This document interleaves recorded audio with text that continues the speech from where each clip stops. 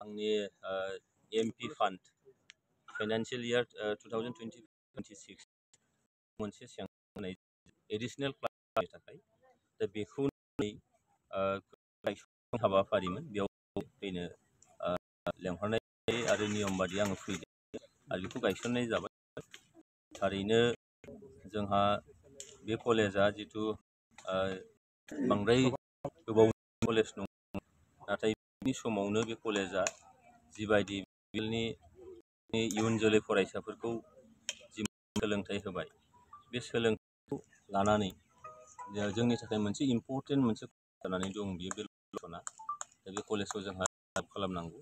आं सानदों जोंनि फरायसाफ्रा खुनु लानायनि हेंथा जायाजासे सोलोंथाइखौ लानानै जोंनि साफा गोग्गो नोगोरारि डिग्री कलेज बे आनन्द बाजारनि बियो मोनसे गोनांथार जानानै फैदों। मानोना जोंनि फोरोंगिरिफोर दङ, क्वालिफाइड माखासे फोरोंगिरिफोर गोबां डिग्री लानानै बिथांमोनहा फोरोंगिरि जायो। बिथांमोनहाबो लाइफ दं, गावनि संसार दङ।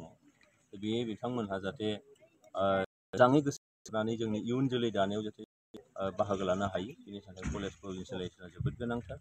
आरो बेयाव बेबायदि सुजुग सुबिदा फैयोबा निस्सय दिनैजों खननै जाबाय बे कलेजाव फैनाया। दा फैनायावबो नुबोदों, माने बबेबा गेजेर गेजेर थांनाय बायदि नुदों, फरेस्टआव थांनायफोर बादि बानायनांगौ दङ निस्सय।